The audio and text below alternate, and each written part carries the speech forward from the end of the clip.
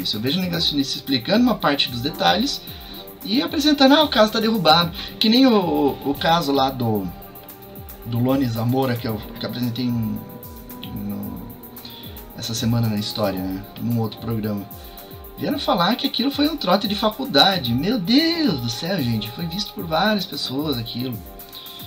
Que faculdade que tem aquele objeto em forma de ovo que voou numa alta velocidade, pousou, seres humanoides descendo e depois decolando, e a radiação no chão ali que ficou, marcas no solo.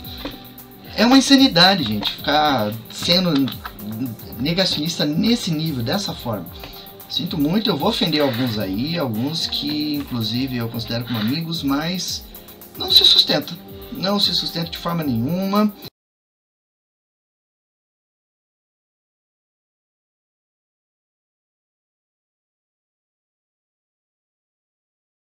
O que aconteceu?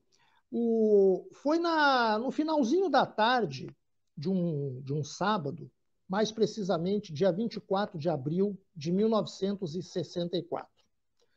O Zamora estava de serviço com a sua viatura na estrada, patrulhando a estrada, e de repente começa a perseguir um motorista com excesso de velocidade. Ele era especialmente rigoroso nesse aspecto. Ele perseguia, ele era um patrulheiro, digamos assim, muito chato na hora de autuar os motoristas que se deslocavam com excesso de velocidade. Ele tinha fama disso aí, inclusive lá naquela região. Então ele começa a perseguir esse elemento, mas lá pelas tantas ele ouve um grande estouro, como se fosse uma explosão, um som muito alto e repentino, e ele sabia que nas imediações existia um paiol, um depósito de munições.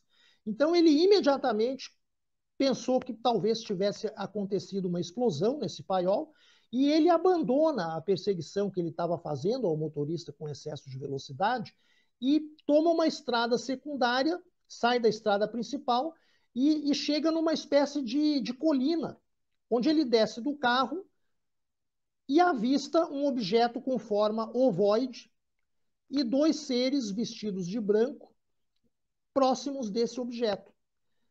Ele fica muito nervoso com aquilo ali, ele tenta chegar mais perto.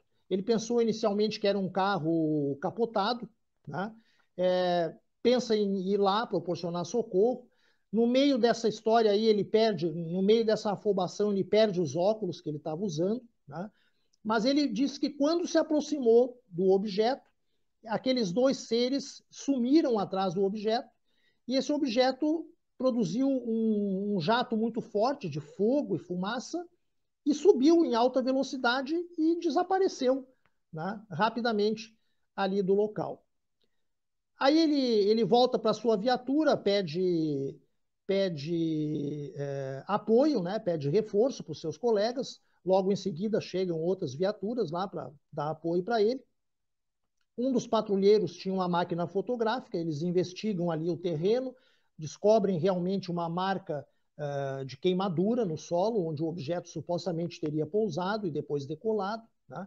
E esse foi basicamente a essência do caso do Lone Zamora, ou o caso Socorro, como é conhecido internacionalmente, por causa que se deu nas proximidades dessa cidadezinha lá no Novo México. Durante décadas, esse caso ficou como assim um dos ícones mais importantes da casuística ufológica, justamente porque a testemunha era uma pessoa de elevada credibilidade. Só que, em anos recentes, um investigador chamado Bataglia trouxe de volta todo aquele caso, começou a investigar e descobriu que tudo não se tratou de uma fraude deliberadamente perpetrada por estudantes do Instituto de Tecnologia do Novo México.